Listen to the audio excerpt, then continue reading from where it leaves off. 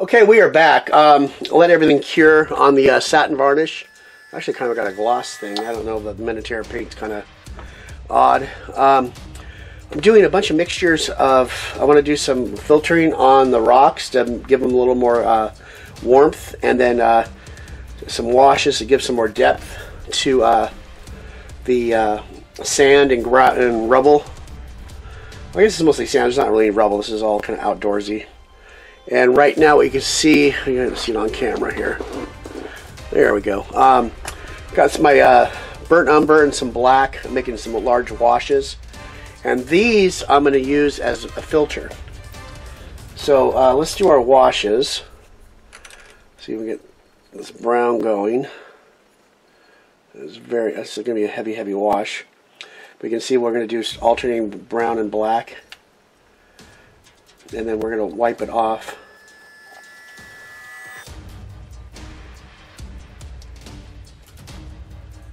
Let's see if we get some black going. We can mix the brown with it. I really don't want a lot of... Actually, I don't want that black I'm going to use for outlining. I'm going against what I just said.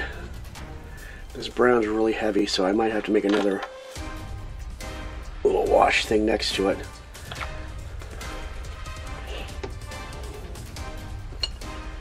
So I can see, go like that. See, there we go. We got a good wash going. A little black in there. So we get on camera here, so I can go into these rocks.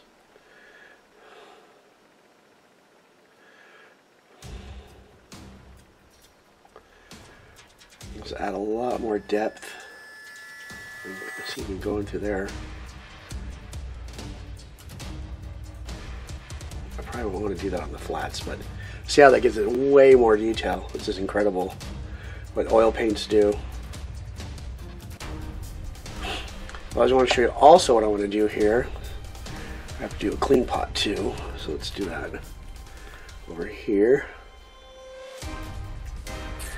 I put everything in these other bottles. It's so much easier to distribute and control what I'm doing, so I can clean that brush real quick. Then we can go take these, just using, I keep a set of brushes strictly for oil paints.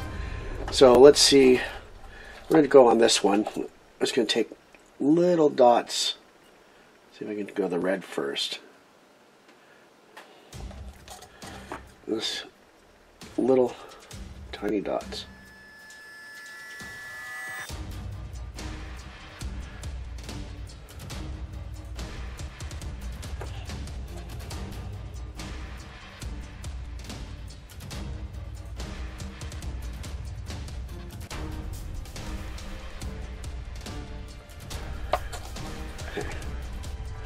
Clean that. Then we're gonna go. Let's do some orange. Put a good amount on there. I'm not gonna do all of them to you on camera.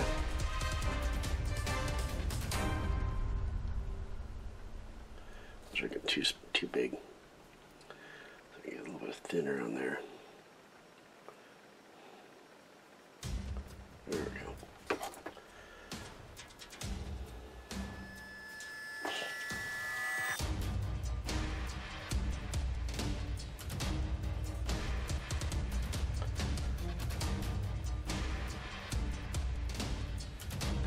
Okay, let's clean that off. There's some straight yellow going. Or yellow orange now with the I didn't get that brush totally clean.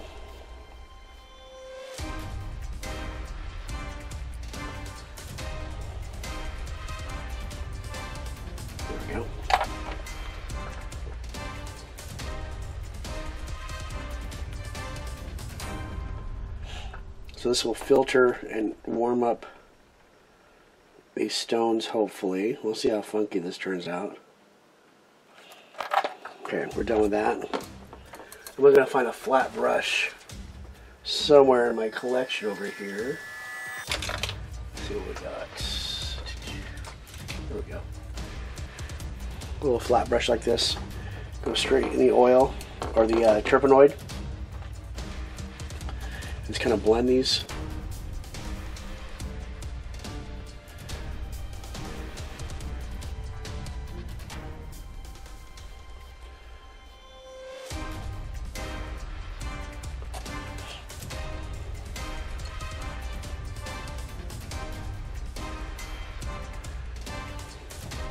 It's like too much on there. Let's see here.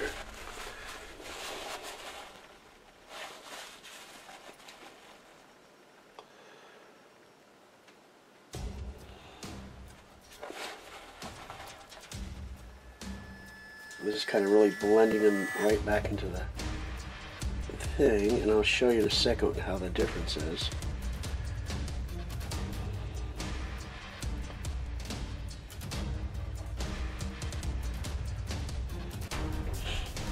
And to help this out, I'm going to take the hair dryer to it. A little more turpenoid on this side. Okay. And excuse my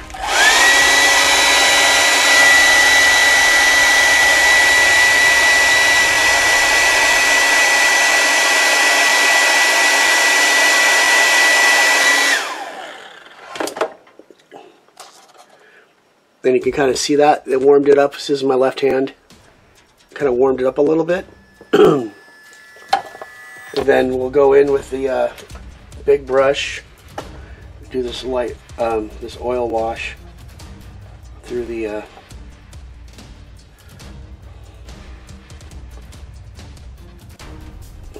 smaller stonework.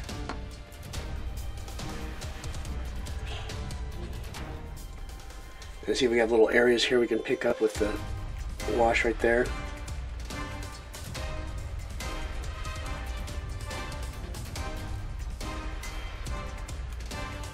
And see this area that was really thick with the wash.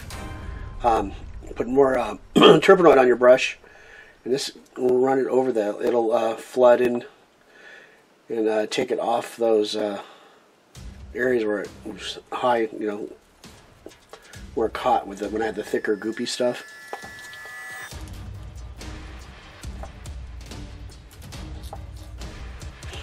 Now this is kind of just give it a little more life. There's like a little area there where it can just blend it a little bit more. And you can just take your edges too. And just filter that also if you wanted to. Do there. So I took that off camera, sorry about that. I'll do one more and then I will finish them up, and then we're almost finished with these things. So here we go, we have the regular one here. Is it on camera at all? I'm gonna get this better. There we go. Sorry about that, people. So get the little dots going first.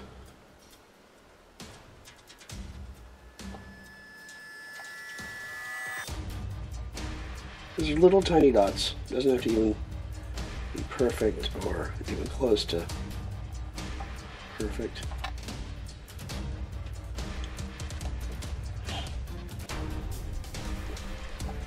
Mix it up a little bit. It's going to be blended anyways. There's the orange.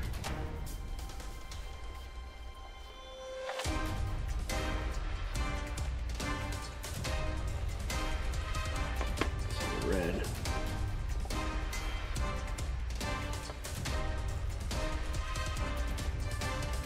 And get some of that nice lemon yellow, which is almost probably bright orange by now because of all the mixture in it. I'm just gonna real slap it on there. Okay, let's clean that brush out. Got my flat edge again. Get some and this blend.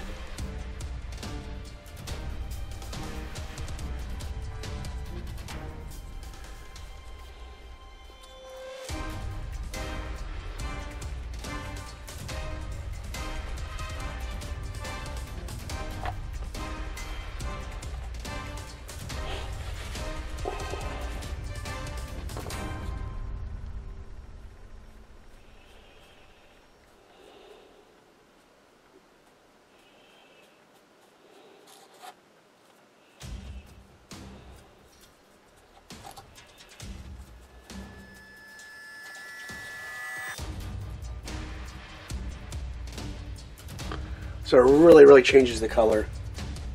I mean, not drastically, but it filters it. You can see it's got all these warm, like autumn colors to it. Let's clean that up. We've got our big wash brush again. Look at these browns, a little more black in there.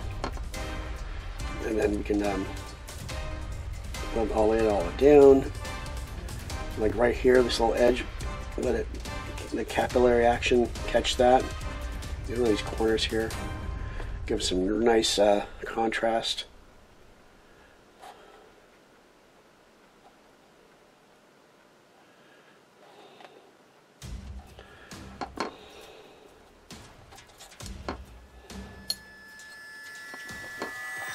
Get some more wash built up.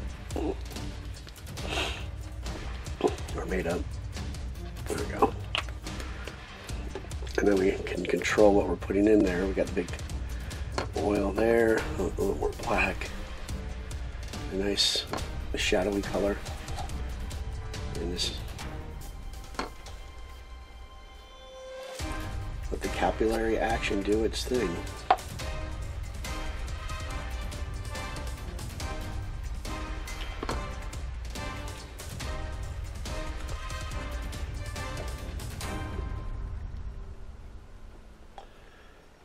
I want to take down that warmth a little bit, like you see some of this area. Let me the orange caught down on it too much.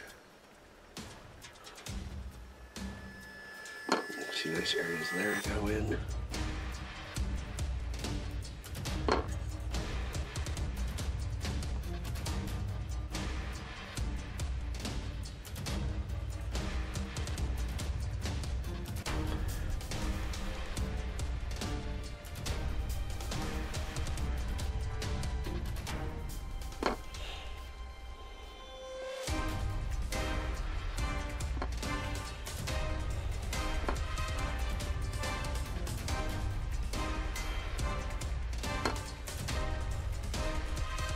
There. Let's take another one we haven't done yet and show you what we're... See, you kind of knocked out the highlight a little bit, but just add a little more realism to it and, you know, a little warmth to it.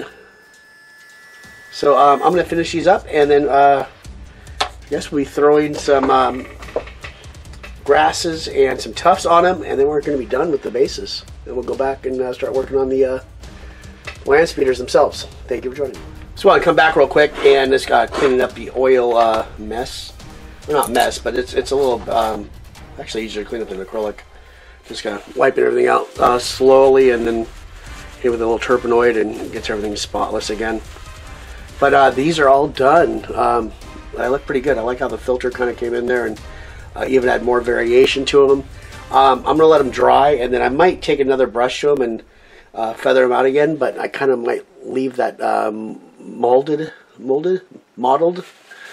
pattern, because it doesn't really leave tide lines like an acrylic wash, but it's easier to just, for days later you can go in with a little turpenoid on that little brush, little soft brush, and kind of blend them in a little bit further, and we'll see how we go from there. So that's almost clean, and my little, these are indispensable, these little spot dishes.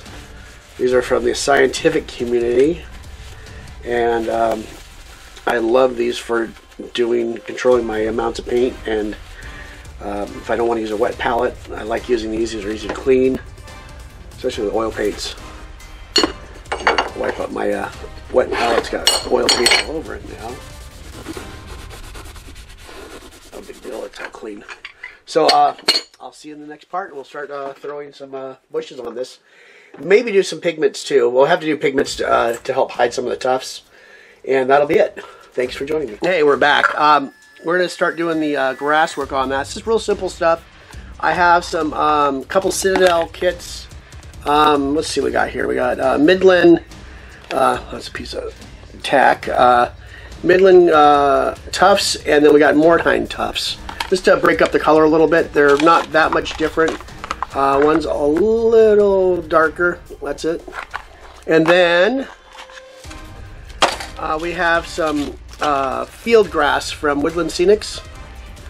I'm gonna make some little like stacks of like weeds or whatever you want to call them. I can show you how I do that real quick.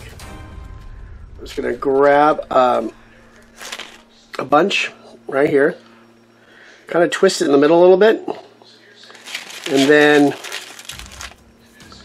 make sure you get a nice little clump going.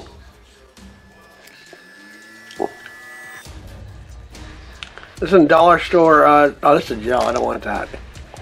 Where's my other glue at? Shoot. Well, let's see. We got some of this stuff. We can try this Loctite. I had some. Just put a little drop on there before it hits your fingers. Got a little accelerant. There we go. And didn't get my fingers. Good. And see, now we got like this little double-ended thing. And you've probably seen this. I got this from Mr. Justin originally from Secret Weapon Miniatures. And it's always good to give people a little refresher. And I always try to give people the credit that where credit is due. And then I'm going to go in and somewhere you want to be able to still hold the grasses. And obviously this is going to be way too big for this base, but that's what we have scissors for. And what I'm going to do is give a little haircut, and this kind of like a sporadic one. You don't want this to be perfect at all. And then kind of smush it down a little bit. Make it in the middle, like get your blade in there. And so you just get a little bit of just craziness in this. And this will be a good height. This is where I'm going to take this dollar store gel glue, and this is one of my trusty taqueria salsa cups I save, and there, got a little gel there and some cheap tweezers that I come across every so often, and just dip it in the gel. And remember, we're going to camouflage this later, or not remember, but I'm going to camouflage this later with some pigments. Sorry you can hear the blower in the background. My gardeners are working today. Let's find a good space right here. There's a little rock sticking out, and then we can place it right there. Kind of get to stand up a little bit. A little accelerant. And it didn't work. Okay, let's try to do a little drop of glue on top of it.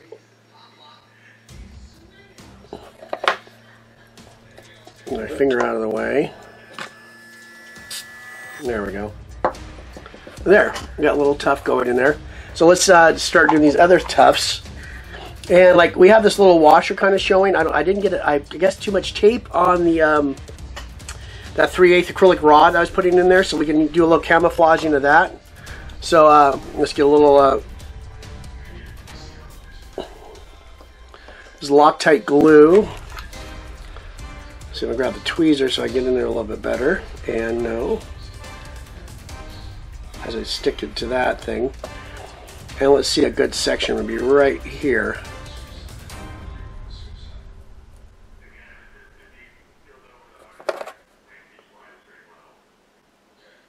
Remember, if there's any gaps, that's going to be okay. These Citadel tufts are not very, they didn't really consider them having to be hidden. You see that white, whatever this little piece of rubber or whatever the things are made to, the grass adheres to the little backing is very conspicuous. Let's do a couple more. Remember, we've got that other, let's do a little, there, it's easier like that.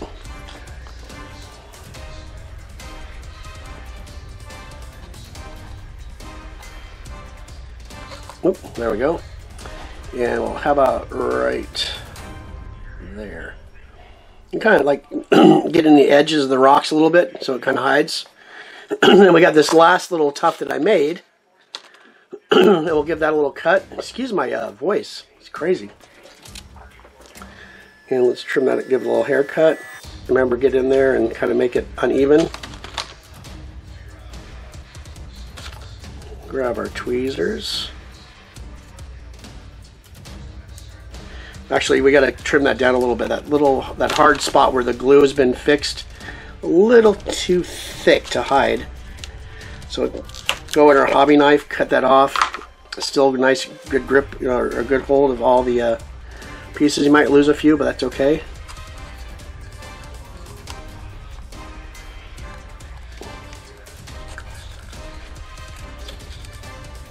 Some nice glue on there. And let's find another section we could... Ooh, right there's a perfect little hole.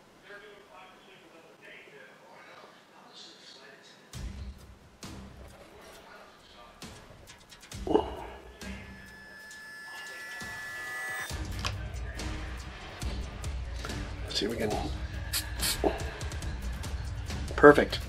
So we have it... Oh, I'm going to keep that on film. And... let's do one more little one just for fun.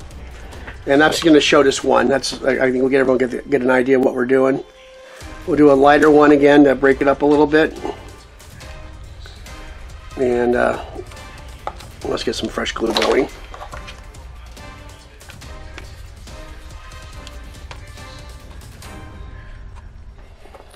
And let's go...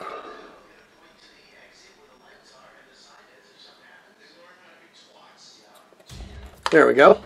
And so that is it, and I'll show you what we had. We did some more already. So let me see if I can get all those on film for you real quick, or on film. That's so 1980-ish. We're not even 70s by now.